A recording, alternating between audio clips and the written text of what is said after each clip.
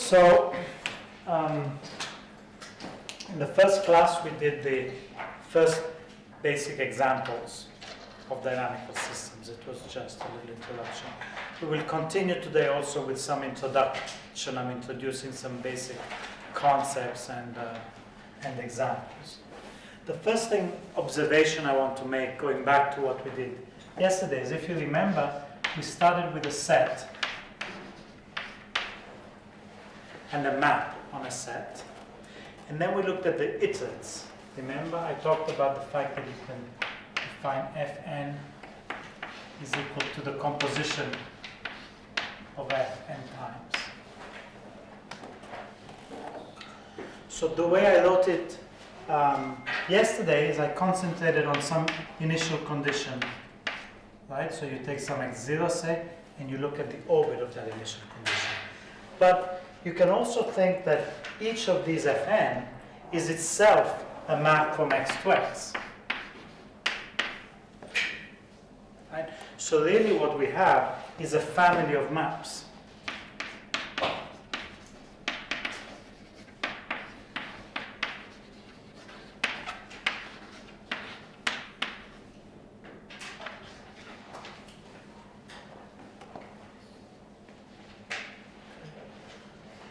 So let's suppose for the moment that f is invertible.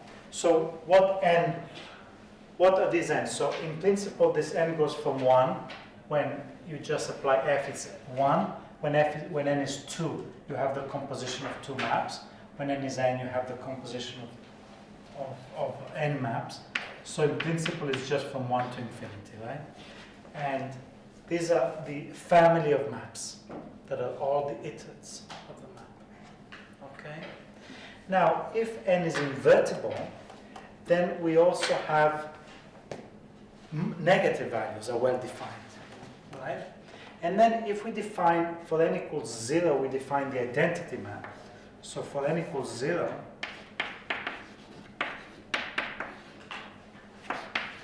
let's define this to be the identity map. Okay. If f is invertible, let's look at the invertible case here. Then we have family Fn, n equals minus infinity to infinity. Right? Or let me actually write it like this, n in z. All of these are well defined here. Yeah? And they satisfy some very interesting properties. They form, actually, this is a countable collection of elements, and they form a group under composition of maps. Okay, so this is very easy to see. So if you remember what are the properties of the groups, so this forms a group. We have this, which is a group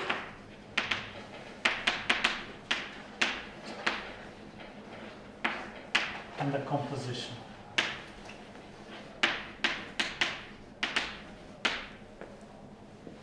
So in the sense that, what are the group properties? So let me write them in the order that I have them here.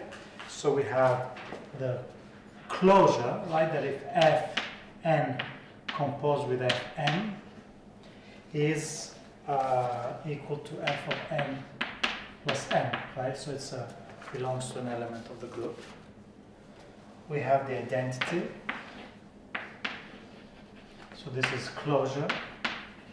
Then we have f of 0 is equal to the identity, both as a map and also within the group, right? This is the identity map, but it's also an identity for this group in the fact that Fn composed with F0 is equal to Fn, right? By the same rule here. And then we have that it's associative.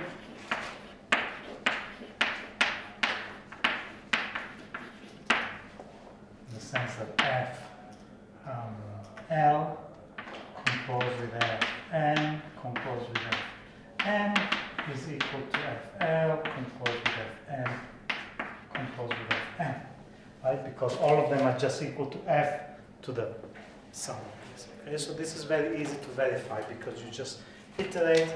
If we have our map,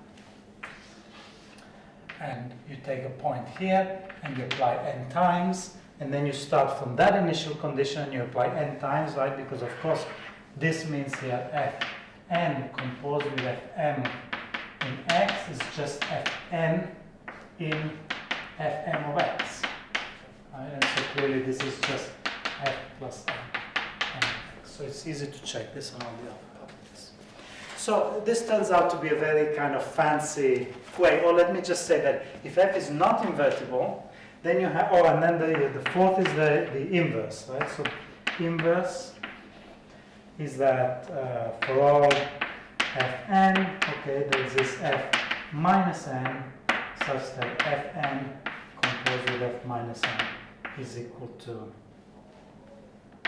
f0, which is equal to a as an inverse. If f is not invertible, you have all these properties except for the inverse, right? So here you have this for every n and m and z. So if f is non-invertible, if f is not invertible, then we have fn for n in natural numbers, where I include n in the natural numbers, and this is called a semigroup, which satisfies all these properties except the existence of the inverse. So it turns out that this is not really in itself, it's a kind of a sophisticated way of defining a dynamical system. If you want a formal definition of a dynamical system, this is a formal definition of a discrete time dynamical system. So let me say, so what is the reason why I'm giving this definition is because it allows us a very interesting generalization. Okay, so these are called well, let me first say, so we can generalize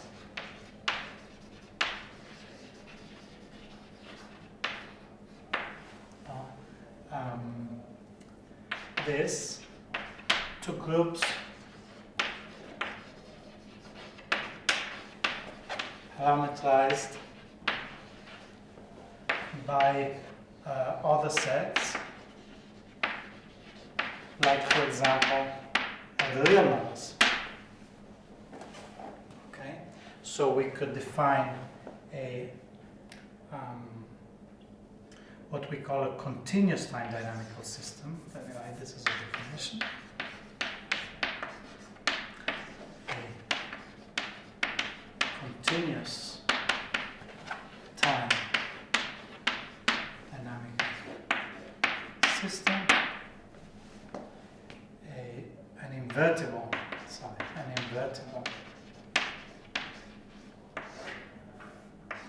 continuous time dynamical system is a group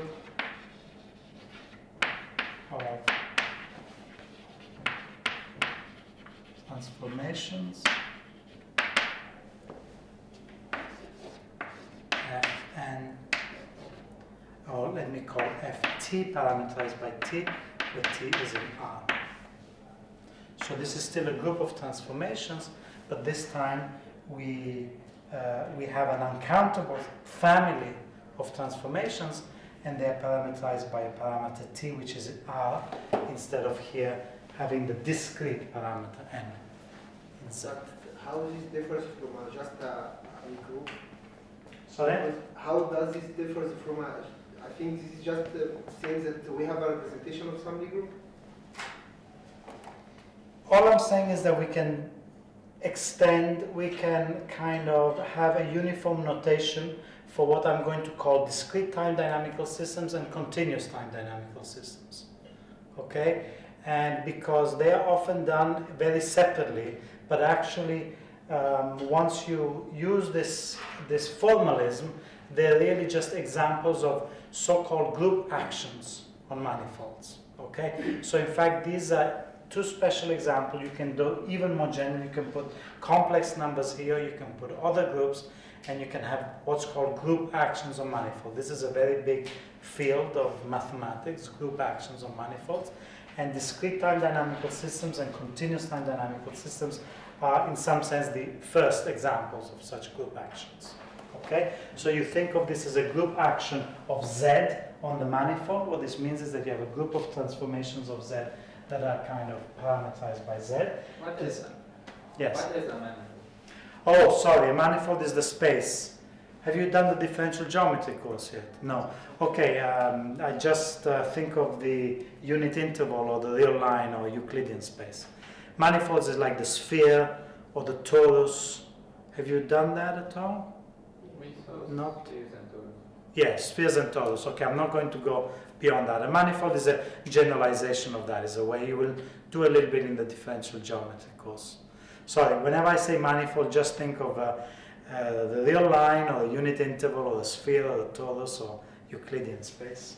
Sorry, I have a question. Yes. Regarding these parameters, do we require it to be itself a group? The set of parameters itself to be a group? This is pretty much yes, because I'm not giving a kind of formal general definition. I'm just giving these two examples here. But in general, the group of transformation is a group that's defined in terms of, in some sense, the group property of this, right? So this is a group Yes. under addition, and this is composition translates to addition in this group. Yeah. Yes. So, and similarly, you can have a semi-group of transformation, or semi-group,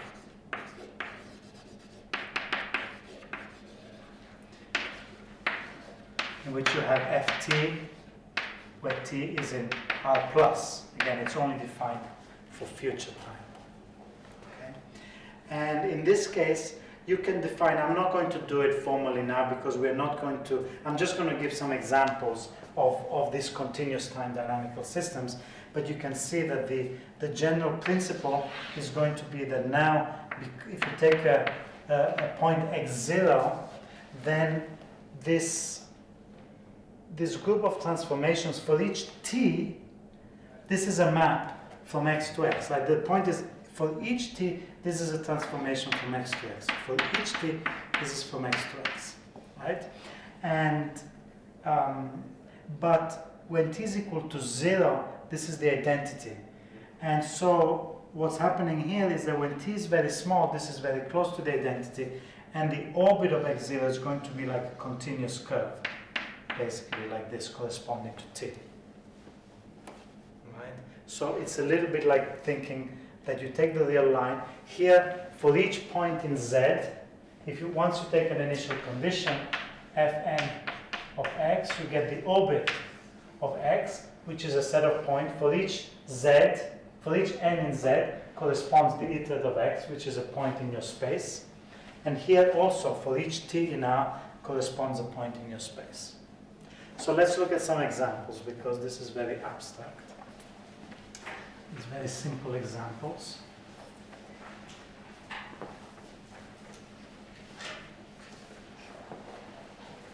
So,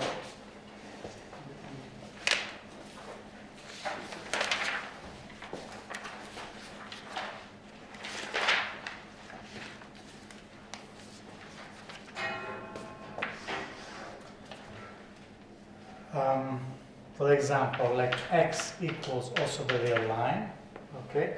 And then just define f of t of x equal to x plus alpha t for some alpha. Fix some alpha in R, x, alpha in R, okay? And define this family of transformations ft of x, right? So for each t, we define this.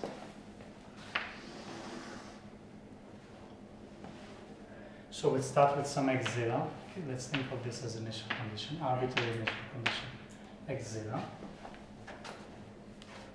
And then you vary t, just like we were varying n before, right? So when we were looking at the orbit of a point under the discrete iteration of the map, then we are iterating a map and we're looking at the orbits, and here we're just varying t. So what happens as you vary t? As you see, when t is equal to 0, this is just x0, so this is the identity map. And when t is different from 0, you just get that this is moving along here, this is xt, which is just x0 plus alpha t. Right? So this distance here is alpha t. Sorry, but what is the group operation here? This is the composition. So this is a map. So here we have our family of maps, ft. Right? So let's check what is ft composed with fs in some initial condition x0. Okay. So this is ft in applied in fs of x0, which is x0 plus alpha s.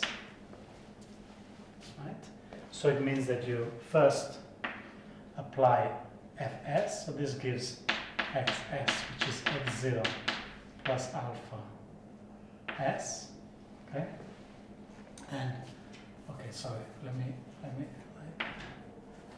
this is s, and then you apply ft to this new initial condition. This is the new initial condition xs. Okay? So what is the image of t? This is x0 plus alpha s plus alpha t. Right? This is what we got when we apply ft to this new point, and this is equal to x0 plus alpha s plus t, which is equal to f of s plus t of x0. Yeah, so you just see, check easily the group property, and the other group property is also obvious, the inverse and everything. Okay, let me give a little bit some more interesting examples here. Suppose we have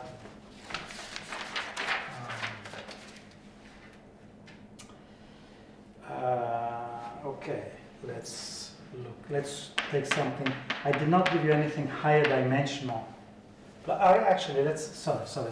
Let's do it one dimensional again first. Let's suppose now that f of t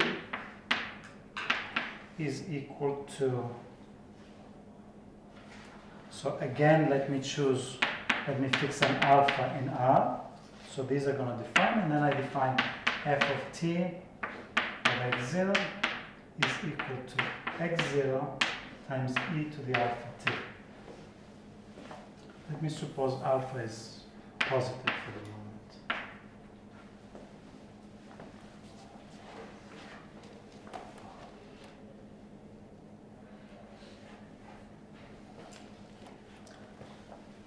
So you can check in the same way that this is a group, but let's look at the dynamics here. What is the dynamics? So maybe I should have said already in abstract. So obviously we can define the generalization of fixed points and periodic points in exactly the same way, right? So we can define, so if we have a continuous time dynamical system, we can define a fixed point. So x is a fixed point if ft of x equals x for all t. Right? For example, here we have a fixed point. Where's the fixed point here? 0. 0, obviously. Okay. Do we have any fixed point in this map? No. Just alpha 0. Yes, but for the fixed alpha, if alpha is 0, then this becomes the identity map. If alpha is 0, then every point is fixed because this is the identity map. That's right. Even though it's t, for every t is the identity map. Okay, so in some sense, it's still continuous time, but in a kind of trivial sense because every point is fixed. Whereas here, if x0 is x0 is 0, is a fixed point, but if x0 is non-zero, then what is this doing? Start going to infinity? Yes, so e to the alpha t, as t becomes big, when t is 0, this is exactly 1, so this is x0, and then when t is bigger, it moves along the real axis like this. For t positive, and for t negative, it approaches 0, right? So it is really, so what is the orbit? So we can define the orbit. So the orbit of the Forward and back, we did have exactly the same definition. So the forward orbit of some point x0 is equal to the union of ft of x0 for t in r plus, right? And the full orbit is equal to ft of x for t in r. Right? So in this particular example, the forward orbit is just the half line starting from here all the way to infinity, and the full orbit is from 0 all the positive real axis. Is the full orbit of that point. And the same thing here, right? If you take x0 negative, then when as t goes to infinity, this is going to minus infinity because x0 is negative, right? And then as t goes to minus infinity, it's going back here, so it's somehow coming. So we can also define the alpha and omega limit sets in exactly the same way, right? So omega limit set of x0 is equal also the set of points y, such that fti of x0 converges to y for some subsequence of times going to infinity, okay? And the alpha limit set is exactly the same. So this is f minus ti of x0 goes to y as ti goes to infinity. It's the accumulation points of this set. This is now an uncountable set, but it's still a set of points, and you look at all the accumulation points, and this is the alpha and omega limit set. Okay? So that's why I said that the formalism is there's a very nice uniform formalism for periodic points, fixed points, omega limit set, and alpha limit sets, and so on. Okay? Some situations we get discrete time dynamical systems, some situations we get continuous time dynamical systems. There is a nice relationship between the two, and this is what I want to conclude this little parenthesis on the continuous time dynamical systems, is that there is a very nice, sometimes every time you have a continuous time, you also have a discrete time dynamical system, because if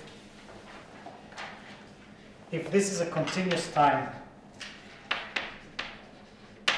dynamical system, then in some sense embedded in this is a discrete time dynamical system. Can you see what it is? Take If you just take the integers, right. If you just restrict yourself to the integers, then you get just restrict to z as a subset of r, right? And then you will see that if you take t to be an integer, then you get a group, a discrete group there of transformations, because of course when you sum the two integers, you get another integer and everything like that. Okay? So this is sometimes called the discrete dynamical system. We get discrete time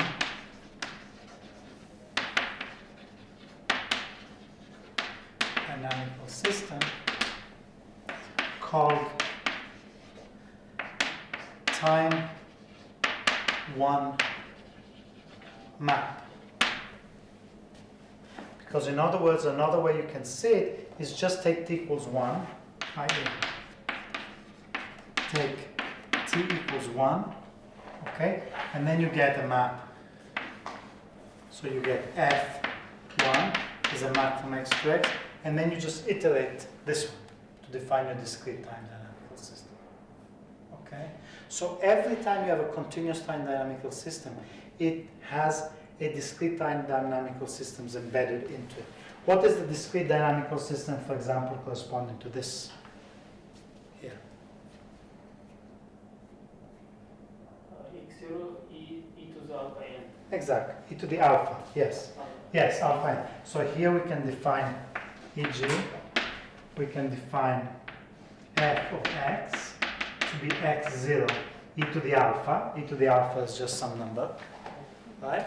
And then when you iterate this number, you can iterate forwards and backwards, and this gives you the dynamical system, discrete time dynamical system that is just defined by f of x0 equals x0 e to the minus alpha, e to the alpha, as you said. You can also take the time t map, time any. You can stop this at any point. So you can take any t. Okay. In fact, you can do that. It's not just for the time one. You also take. You can choose any t in R. Okay, except for 0. Well, if you take 0, it becomes trivial. And define. Take f of t. X to x. This is a map. This is one of the maps in here. And then you just iterate this map. Now this has become your map. And you just take this map and you iterate it and get basically ftn. Ftn, yes. Because you take f of t, which is a map here, and then you just compose it, iterate it, and you get for n in z, you get a discrete time dynamical system. So what do we mean by discrete? So discrete time is because the time is discrete. So we're thinking of this in some sense as representing time, right? Because when you iterate a map, it's like you think of every iteration as a unit of time, in some sense. So you're psychologically, it's nothing formal, but intuitively we tend to think of it as time because you are evolving a process in time in some sense. And here time is continuous because it's R, and here when time is in Z, when the time is Z, then it's discrete because it's made of discrete points. So if I take not just one map, not just t, if I take several t's, several finite t's, and find all compositions, would that still be a discrete dynamical system? What do you mean exactly? How do you define your system? So I take ft1 and ft2 from R, t1 and t2 are in R, and find all compositions of the two. But I don't think that the would, group. I don't think that will give you a group, right? Yeah. No, Because- it will give a group. Uh, Just the group generated by T1 and T2 in R. Yeah. So f of t1n plus t2m for all m n m in Z, for example. Yes. I'm not sure if it would give you a group because for n equals 1 and m equals 1, t1 plus t2 is not necessarily in this set, right? It doesn't give you a group just like this unless you have additional. So one of the choices is n equals 1 and m equals 1, Yes. right? And that would give you f t1 plus t2. Okay, but that's by definition in the group.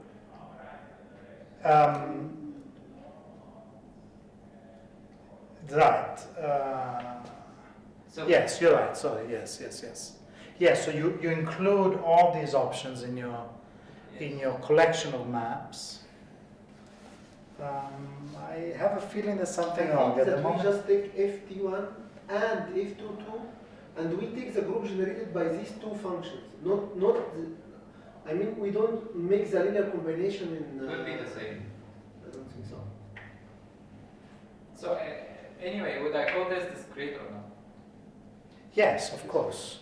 If it's parameterized by Z, it's discrete. I'm just not exactly sure that this works. Right at the moment, maybe it does.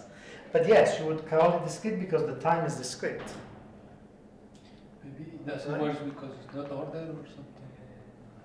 You cannot order this somehow trivially.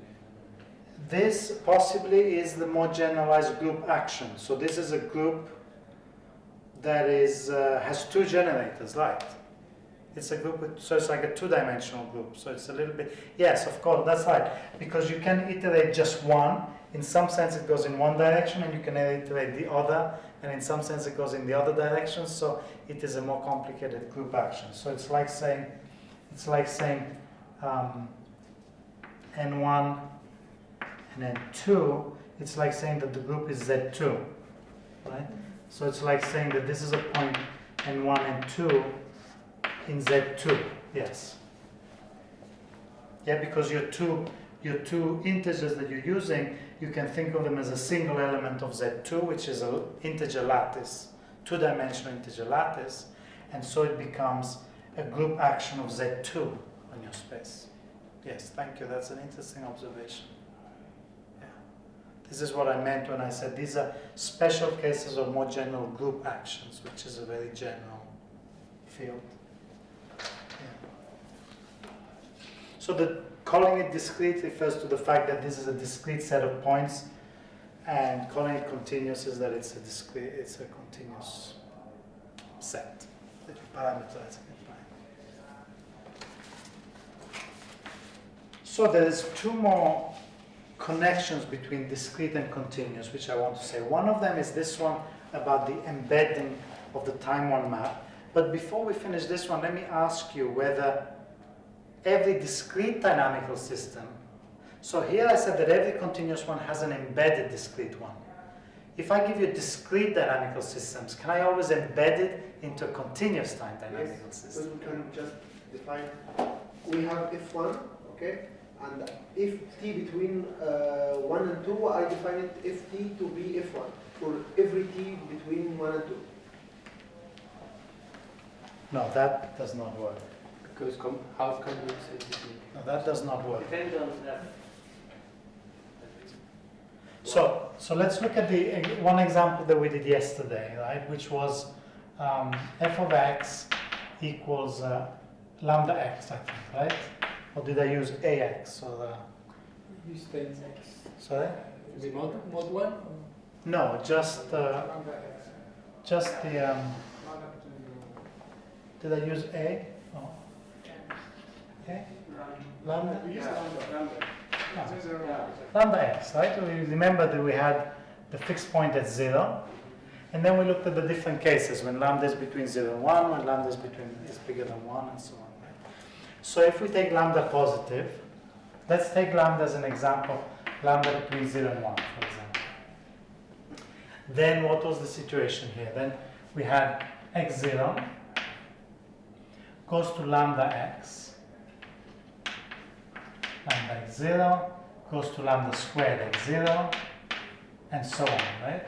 So, and then we could go backwards as well. So, although I don't think we looked at that backwards, but anyway, so we have here fn of x is equal to lambda n x0, right?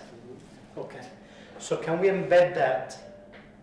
Can we embed this particular example in a continuous time dynamical system? Yes. What would be the continuous dynamical system here?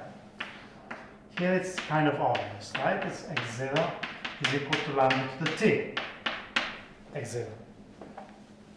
It's basically the same example that we had. It becomes the same example that we had here, right? Because here in this case, when you restrict yourself to the integers, then you get exactly the integers in this case.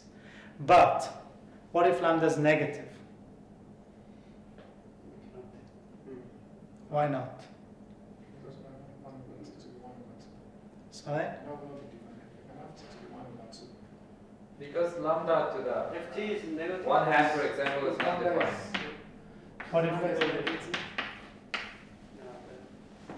Lambda to the 1/2 is not defined. well, lambda to, outside the reason.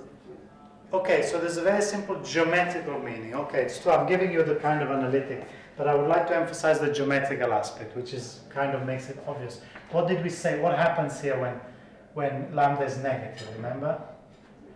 It flips to the other side, right? So x0 maps to x1, which is here, x1 maps to x2, which is here, and so on. This is the kind of picture you get. So it's obvious that you cannot embed it into a continuous time dynamical system, right? Because x0 you cannot embed it into continuous time. Sorry? Yeah. So there is some kind of certain constraints. There's certain dynamical systems. For example, this one is kind of orientation preserving, reversing in some sense, because you're flipping all the time from one side of 0 to the next. So this one you cannot embed. So while every continuous time dynamical system contains a discrete one embedded, not every discrete one is can be embedded into, comes as a time t map of a continuous time dynamical system. So if T is efficiently small, then ftx0 is very near to x0, then we can embed it into continuous time, right? Well, you need to give a meaning to ft to begin with, right? I mean, if ft here, where the t is sufficiently small to 0, sufficiently near to 0. You mean in this case? Yeah. Well, no, because if lambda is negative, you can't really do that. It's basically also what he was saying. If lambda is negative, you cannot really give meaning to this. We cannot make the lambda to the tx 0. We cannot make this term sufficiently near to x 0. Yeah, if you want to look at it that way intuitively, it's a little bit like that, yes.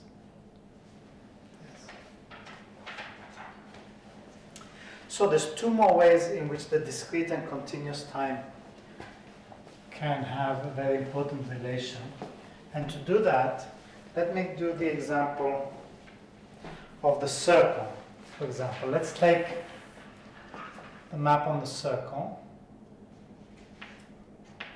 Ft, so Ft is a family of maps from S1 to S1. And let's define them as Ft of x equals x plus alpha t mod 1.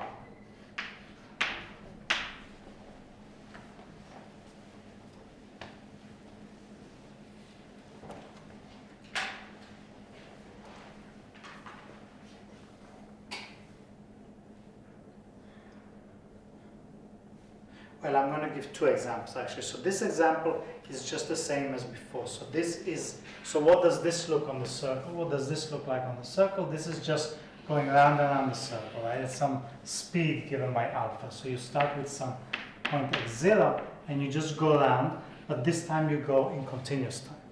Yes? And now if you take the time one map,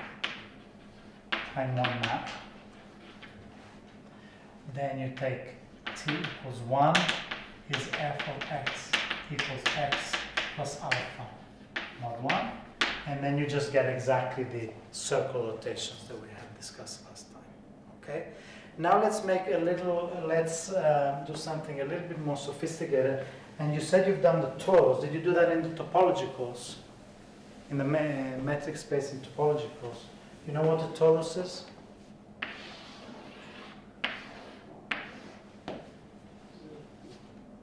Did you do it here or did you do it before? Did you study it here at ICTP? No. So do you all know what it is? So the torus you can think of, so the torus T2, you can think of R2 over Z2, all as equal to S1 plus S1, which means that you can draw it as a square where here these two sides are identified and you get a cylinder, and then these two sides are identified and you get a donut. Yes?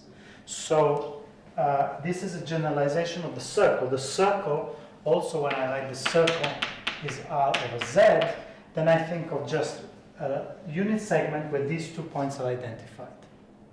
Okay?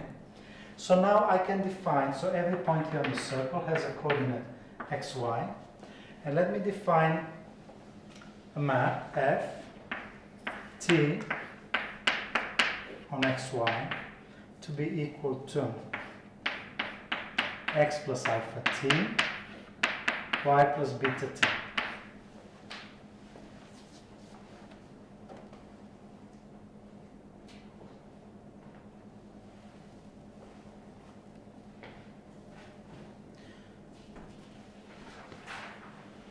So what does this map look like? I start with when t is equal to 0. This is the identity. That's what makes it a well-defined dynamical system. And then as I move my time by t, then this after time t, the x coordinate will be x plus alpha t. So it's very similar to this one here. It's just a translation in this coordinate and a translation in this coordinate, like y plus beta t. So new point will be, let me draw it here, will be here. And what will be for intermediate t's, where will the point be here? You can see that this is going linearly in the two parameters, so it will just be a straight line, like this, right? Because as you increase, this is just going at the same speed, at the speed alpha, this is going at the same beta, and so if you continue t, it will look something like this. Yes? And then what happens here? We drop off the side, we start on the other side, right? Because these two are identified. So here, we go here. This corresponds to the fact that you got to alpha t, x plus alpha t was equal to 1, so it's mod 1, so it starts here. And the same, beta t just continues to grow, right? And here you will have something again at the same slope, which does something like this. Yes, and then we continue like this. So here it starts below, it goes like this, and then here it continues like this. So we have here, we have our point x0, y0, in some sense, and then after some time t here, we have the point xt, yt, which is the image of the point x0, y0.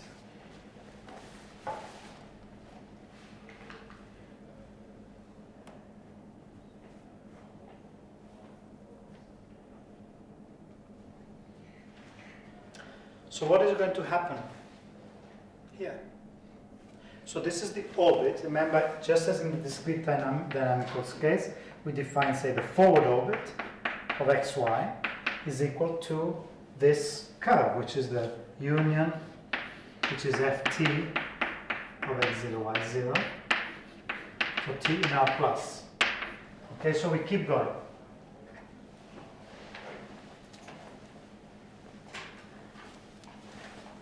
What is going to happen? It could be that this may become periodic, because, for example, if this, now I didn't write, if this ends up, ended up here and came out, you know, if the slope was a little bit different and it came out exactly here, it could become periodic.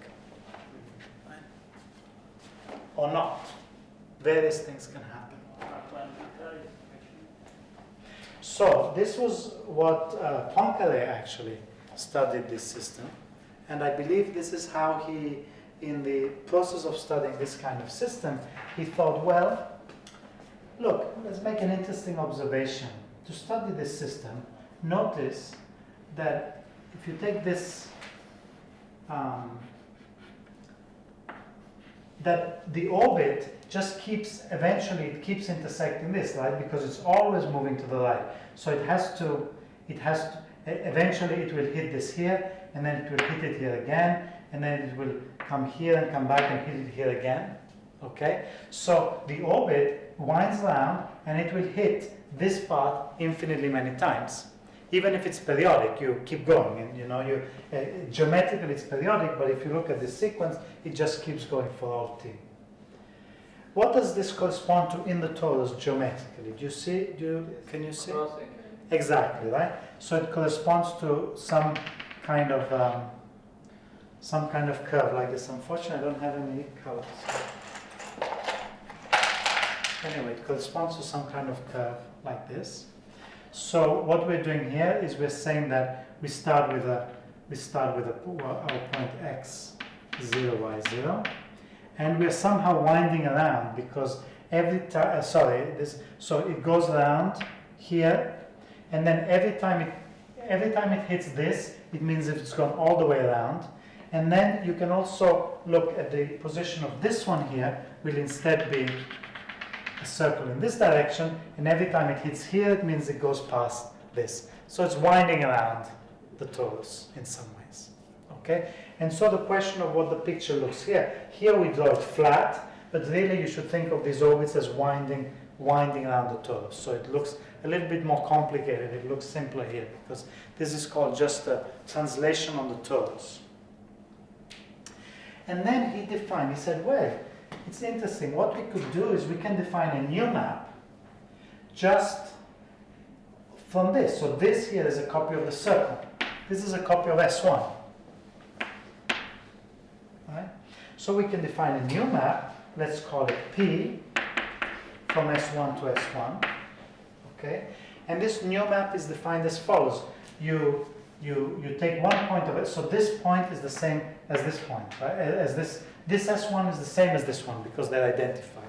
So I said, okay, let's take a point here on S1 here, and associate to it. We define this Poincare map. So we take a point, let's call it theta because we want to use different coordinates from the ones we have here. Although, well, we could call it y, but let's call it theta. Okay, we have a coordinate theta here, and then we look at this orbit of this system that we have, and we wait until the next time that it intersects, which is here, and we call this P of theta. This is the image of the map.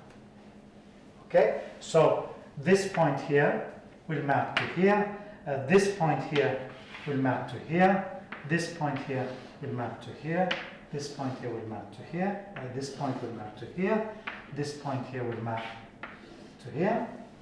Okay, so we have a map from S1 to S1. Does everyone see that? You see that? Okay, this is a map from S1 to S1. It's a circle map. Okay, and so we define, it's called the Poincare map. So, and this map, so define Poincare, or sometimes called, I'm not sure which way the accent is, Poincare map. Sometimes it's also called the first return map. First return map. Because that's what we're doing, right? We're taking a point in S1, and then we're looking at the continuous time solution for that, and we're waiting until the first time that this solution hits the same circle again. So it's the first return map. So we're defining a map from S1 to S1 by associating, by defining from each point, we wait until the first time it comes back, and that becomes the image of the map. Right? We call it S1 to S1. Theta goes to P theta. And what is this map? So if, for example, we start in 0, what is this point here? Alpha t and beta t. Sorry? Alpha t and beta t. Alpha? Yeah, it's 1 and Alpha, and alpha. it's, So- it's 1 and beta So over alpha and alpha. beta over alpha. Exactly. So this is 1, and this height here is what? Beta over alpha. Beta over. Beta over alpha. Yeah. That's right. You all agree with this? So Yes. could you repeat again? So if we've gone, because here we're going by alpha t, right? So we've got alpha t equals 1. We know that to go from here to here, we know how much time it takes, right? Because to go from here to here, we know that it's moving from 0 to 1, and we know that this is alpha t is equal to 1. So we know that t is 1 over alpha, is the time it takes to go from here to here. And then we know that vertically, it's y plus beta t. T is equal to 1 over alpha. So this is 0 plus beta over alpha. Is that okay for everyone? I said I'm going to speed up a little bit, but tell me if you need to go. So this is b over alpha. And what about then if we start from some another point here? Then what is this point? If this is coordinate theta, sorry, maybe I could have stayed with y. Anyway, this is some coordinate. Okay, this is some point theta on the circle. What is this point here? Theta. Yeah, it's exactly the same thing, right? Because here, if you think of this as the new initial condition, you do exactly the same calculation. The picture is not quite right, but you get that this, if this is theta, this is theta plus beta over alpha. Is the image. So for every point you choose, the image is going to be theta plus beta over alpha. Mod 1. right? Because if you start here, then you go like this, and then you go like this. But if you calculate the sum of the two, you do exactly the same calculation, and you see that this plus whatever you got here is going to be beta over alpha. Right? So what is this Poincare map? So this is P of theta equals x, P equals theta plus beta over alpha mod 1.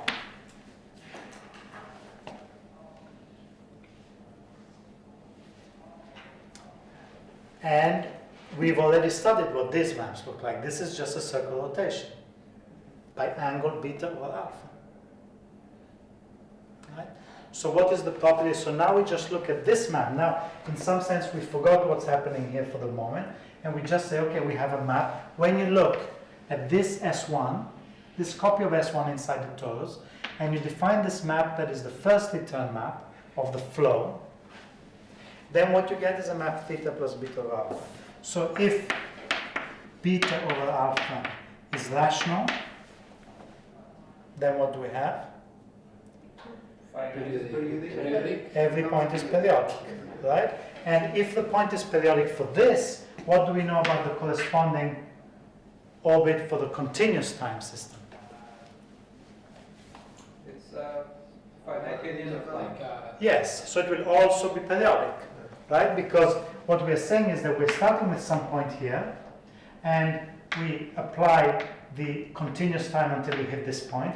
Then we apply it again. Then we apply it again. Then we apply it again. So we've got this continuous time orbit that's coming back, and at some point it hits back the place we started with, because that point is periodic for the Poincare map. So that means that this is a periodic orbit for the flow. Okay. So then every orbit is periodic.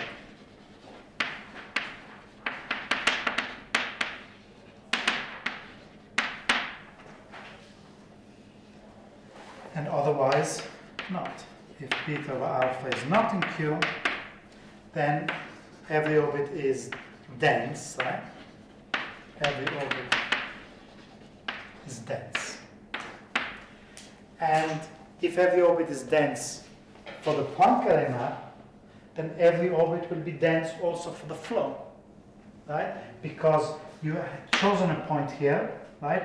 And you know that as you look at the flow, it will hit this section infinitely many times in a dense set of points, and each of these points correspond to a line for the flow. So you will have a dense set of points, each one has a line, so we'll get a dense set here in the torus.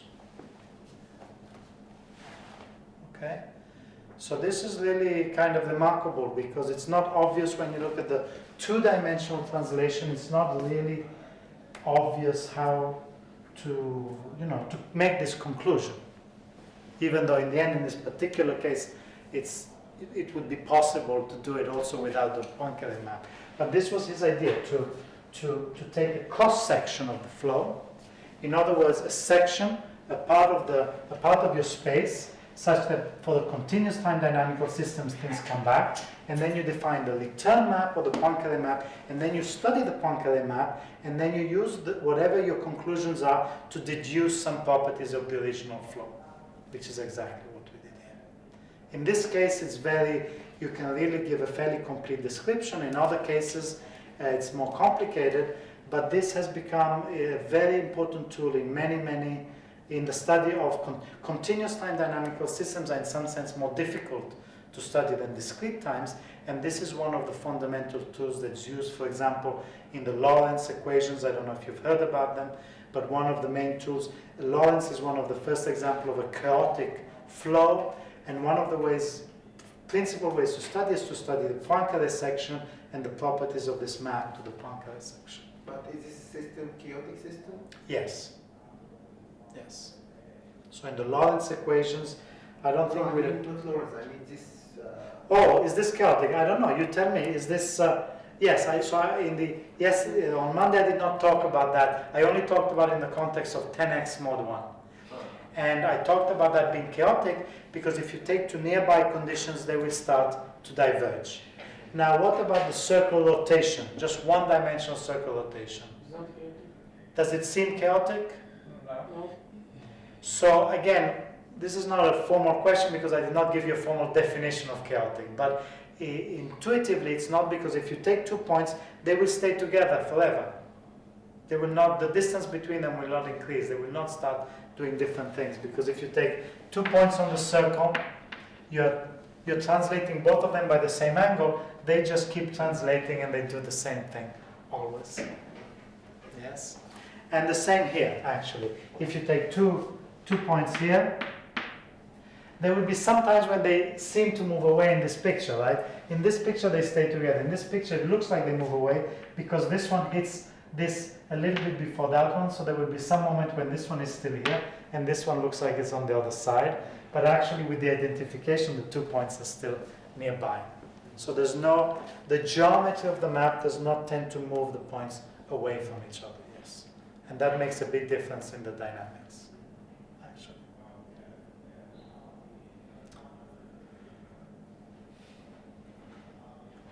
Okay, so this is the second way in which you can go from a continuous time dynamical system to a discrete time dynamical systems.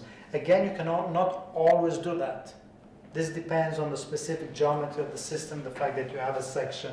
Sometimes, like in the, if you have just a map going to infinity, if the points never come back, then you cannot define that. The Poincare map is based on the fact that you have some place where points keep coming back, and so you can define a map like that. And then the final construction is a little bit more abstract, but I think it's also very important, is that if you have a discrete time dynamical system, so we can define a kind of abstract space. So suppose I have here some dynamical system f from x to x, right? x0 goes to x1 and every point goes to some point, okay? Now I can, in some sense, embed it. So maybe it was a little bit false what I said before about not being able to embed a discrete into a continuous, but it's not always possible if you already fixed your ambient space, okay? But if I can define in a more abstract setting a kind of bigger ambient space. So I take this space and I put it inside a bigger space, and now I just define a flow, a curve that goes from x0 to x1. And then if this point y0 goes to y1, then I have a curve here that goes from x0 to y1. So I just draw the picture, now I will write formally a little bit more precisely what I mean. So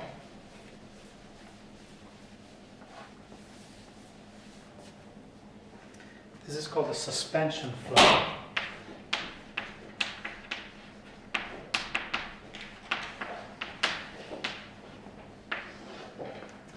And what I mean is I define a new space, so define an extended phase space in some sense. So my phase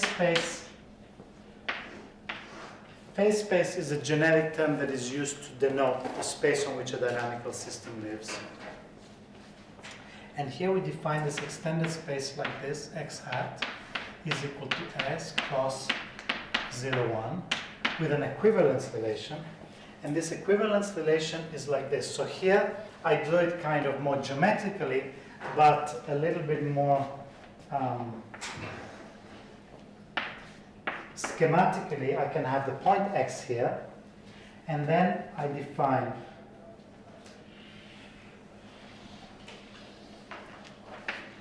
(0, 1) here, and then I define an equivalence relation that identifies the point 0, x with the point 1, f of x. So I choose a little point x0 here, okay, and now I take the point here. Sorry, the other way around. I meant 1x identified with 0 f of x. So I take the point x here, and this is the point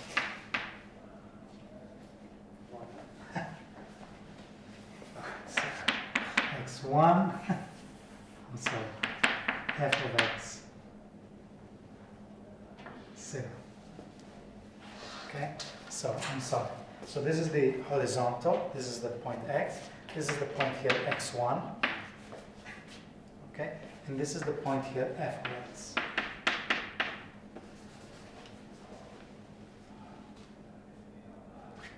And then what I define a flow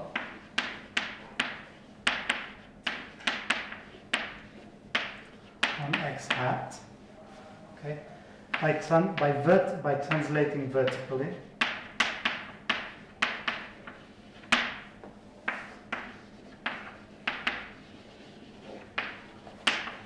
on this space. So I choose a point here. So I choose a point x0, y0. Okay? And then I'm going to define the suspension flow associated to this map. And the way I define the suspension flow on this space, so I've now extended this here in the horizontal is my original space, x. Okay? And this here is the interval 0, 1. So the space is this, x product 0, 1. And I start with any point in my space. And what the flow does now, the continuous flow, is it just translates upwards at the beginning. Right? So this is translating, this basically is going x0, y0, goes to x0, y0 plus t. Okay, for t small. So initially what I do is I just translate upwards, okay, until I hit the top. And then when I hit the top, what do? Well, this point here is identified with this, okay, so then I continue here. So I go all the way to the top, and then I continue here. This is f of x. And then I continue all the way with speed 1, and then I hit here. Okay? This is f of x 1. And then where do I start again at the bottom? F of f. Exactly. f2 of x, right? So f2 of x is here. And then I keep going like this. But why here we require Q to be small? No, initially, I was just trying to explain, because this is no longer, the form is no longer valid here, because you need to keep track of the identifications, right? It's not just y0 plus t, it's y0 plus t initially. Then when you get here, this is not the global form of the dynamical system, right? So this is the global form initially until you hit the roof, but then you need to keep track that you have this identification, then you keep going, and then you keep going like this. So the map, the suspension flow will be like this. Okay? How is this related to this picture? Because this is x, and I'm identifying, so I am, so here we have the two copies of x. We have a copy of x here. In some sense, you can think of it as having another copy of x here, right? So when you're identifying these points. So when you start with the point x0, you're now moving at some constant speed until you get back, and you get back to x1, right? So you get back to x1, which is the image of f of x. If you start, okay, here I'm assuming you start here. You start here, you move up, and then you get back to this, and then you go around again, and then you get back to x2, and then you go around again, and then you get back to x3. So the picture is as though you have a space and you're coming back. Now, how does this relate to the previous, to the Poincaré map example? Suppose that I had chosen here, let's look at that particular example. Suppose I had chosen the circle S1. So suppose that here we had x equals S1, Okay? And suppose that our map is the circle rotation. F of x is equal to x plus theta okay? So that what's happening here is just a circle rotation. X plus theta, x plus 2 theta, this is the circle rotation.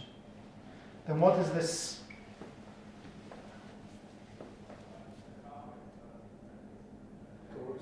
Yes, then this is basically torus. So we really recover the same example. If we did that in the example we had before, we started with the torus and we had our continuous time dynamical system, and we take the Poincaré map and we did that, and we looked at the Poincaré map. Actually, this construction is in some sense the converse of the Poincaré map. So it's like we're saying, okay, we have our map here on the circle, which is the circle rotation, and now we just want, it loses a little bit of geometry because this is an abstract space that does not have much geometry.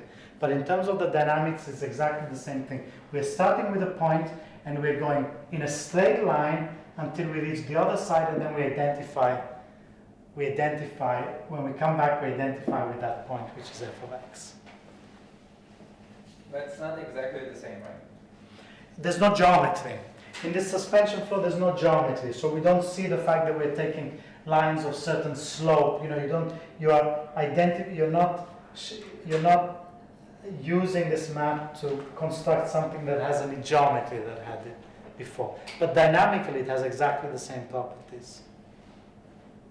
Because you will still have, if you have the rotation here, if this rotation is dense, then every orbit of this flow will be dense, right? Because you start with a point here, you map up, then you go to the image, you map up, you go to the image, you map up. So if the images of the discrete time orbit is dense in here, then the union of the flow lines will also be dense in your space, right? So there's very many characteristics are similar in these two situations.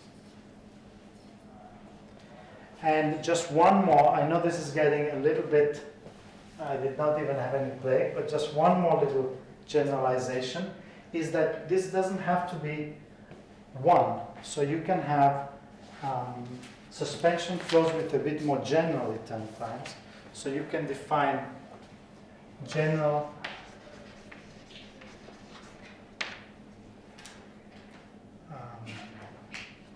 roof functions, what's called roof functions.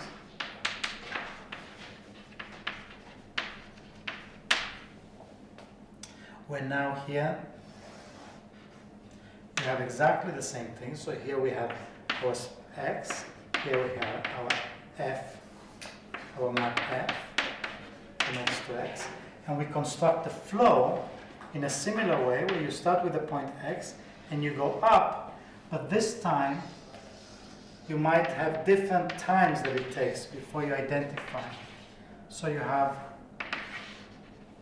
this is a function r from x to r plus, and then your new space has this equivalence. So the new space x hat is equal to the points xt, where x is in x, and t is in 0 rx.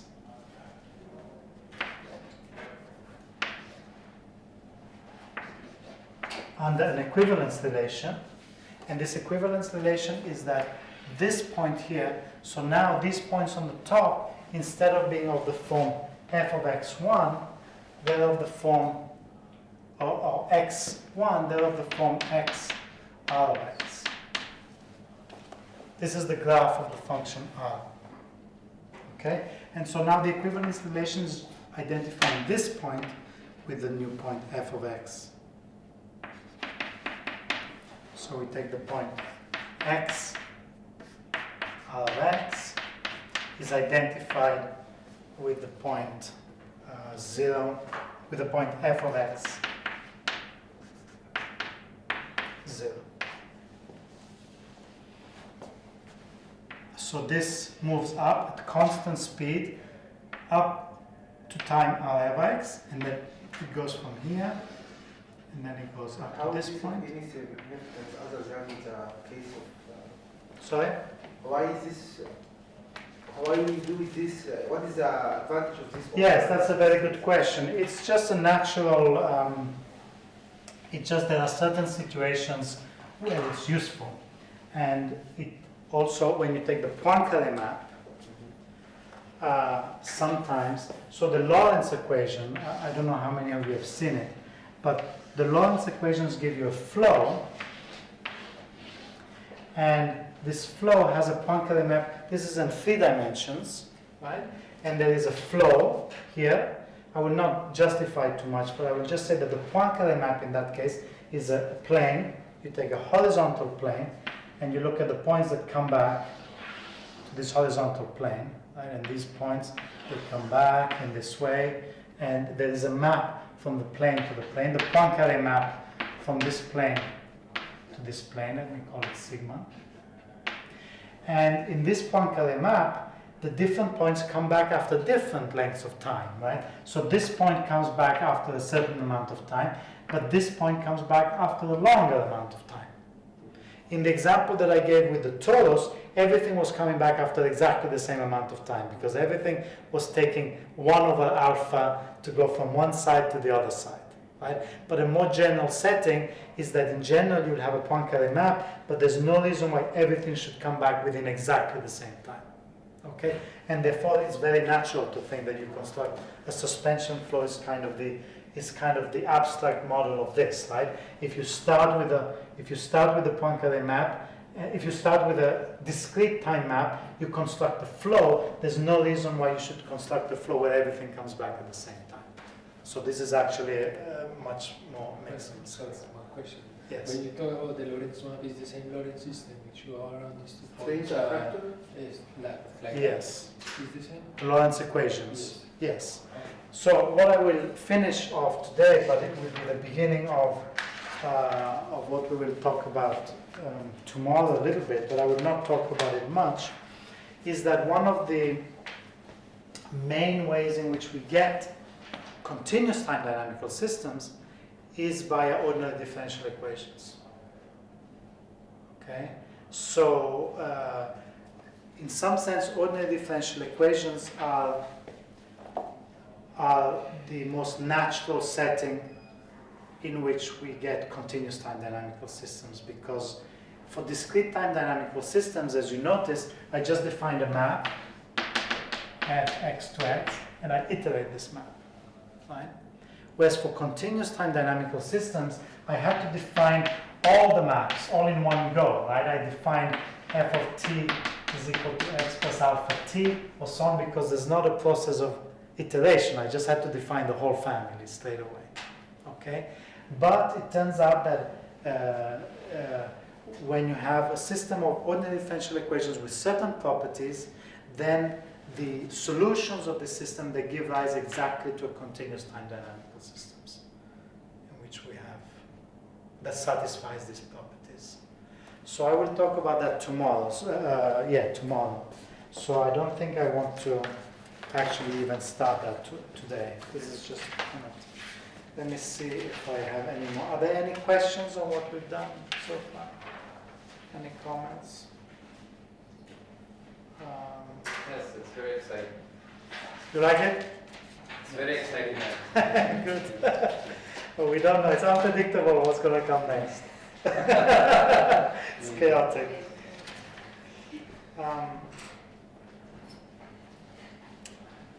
Okay, so let me actually use the last 5 minutes, 10 minutes to, since we have it, because I forgot to talk about the contraction mapping theorem last time, which is, however, one of the exercises, right? So let me just say a few words with this. We use the last 5 minutes and then we finish.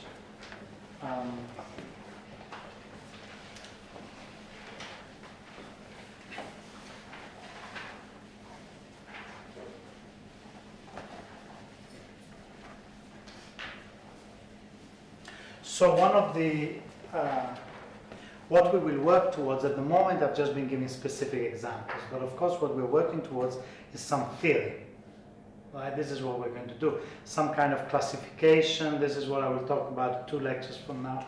I will talk about how we start, to develop systematic theory, because This theory is very much based on all these examples. They're what motivated, what drives the theory, but in the end there needs to be a theory. Otherwise, there's infinitely many cases. We study each one on its own and we don't get, we never get anywhere. So we want to start grouping these systems into some categories, right? And the big theorems are the theorems that give you some information about a whole class of systems. Okay, not just a specific examples. So the first and the most simplest one is the contractions. Okay, so I think many of you probably already know the contraction mapping theorem, but let me just write it to you. So the setting, the most abstract setting is that it's a complete metric space. You know what a complete space is? Complete metric space, yeah? Every Cauchy sequence converges in the space. So the space 0, 1, is it complete? No. No. The space R, is it complete? No. Yes. Because it does not need to be compact to have every Cauchy sequence converge. Right? It does not have to be every sequence converge. So we say that F is a contraction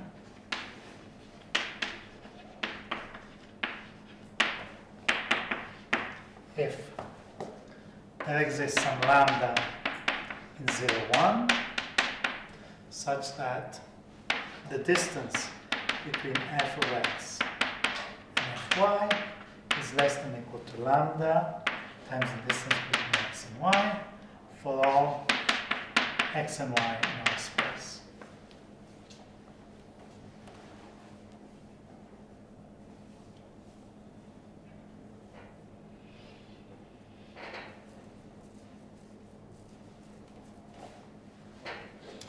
So theorem,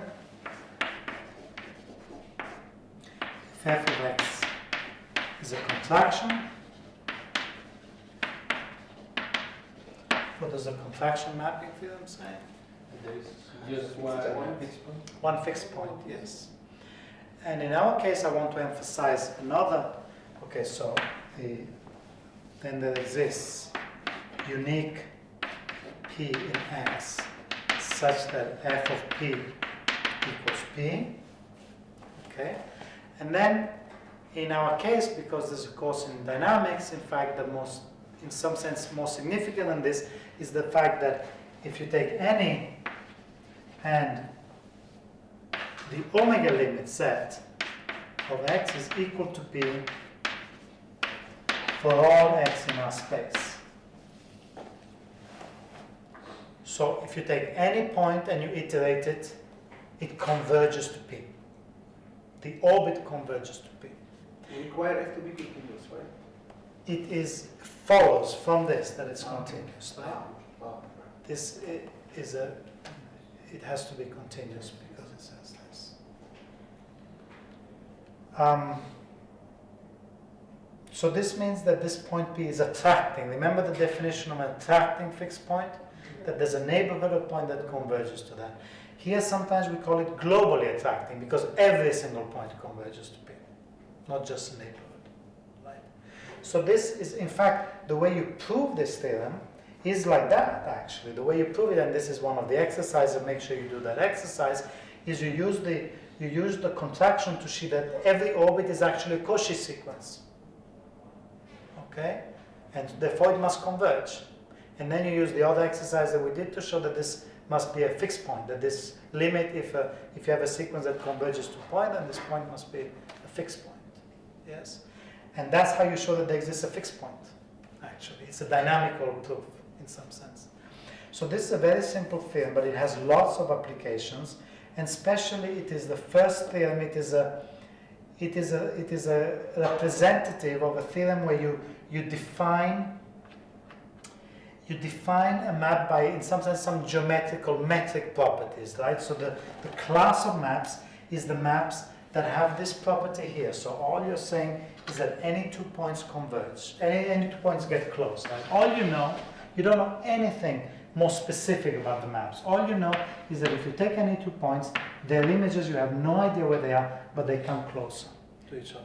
Okay, so it's a basic geometric, basic metric property, and the conclusion is quite significant because even though you don't know anything about this map, you know that somewhere there's a fixed point, and you know that actually every point is converging to that fixed point. Okay? So really I just wanted to, you've probably seen this before, it's in the exercises, I want you to do the proof, but I just wanted to highlight that this is the kind of theorem we like in some sense, right? You want to take a class of systems, a class of maps that has some simple geometrical properties, and deduce something about the dynamical properties. It's not always that easy. You cannot always just so easily have a simple property and then we derive such a simple conclusion. Okay, but in some sense the other two examples I gave there's a connection that I want to state, which is that here everything is contracting, but then in the circle rotations, what do we have? We have a translation, right? So in the circle rotation, the distance between 2 points and their images is what? Is the same, as we said. Instead, in 10x mod 1, if you remember, we have derivative 10, so you take 2 points, and the distance between their images is expanded, is much bigger. Okay? So it's not a coincidence that I gave those three. I started with specific example of this, which is just the linear map with lambda less than 1, remember, which is one specific case. In that case, the fixed point is 0, it's easy. But in some sense, these three examples, each of them has a whole area of mathematics that studies these, of dynamical systems studies. The contractions are fairly simple, but there are some non-trivial things to say, which we're going to say about contractions to understand the structure better. And then there is these circle translations, or more general circle diffeomorphisms, which we're going to talk about in the next few lectures. And then there is, in some sense, what is the most interesting part, which is these expanding maps. Okay? But even in each one of these is a huge theory. For circle diffeomorphism, there's a huge theory that goes into many fine, sophisticated properties of this, and also for this one. Okay, so that was just a little overview. Thank you very much. So, see you tomorrow.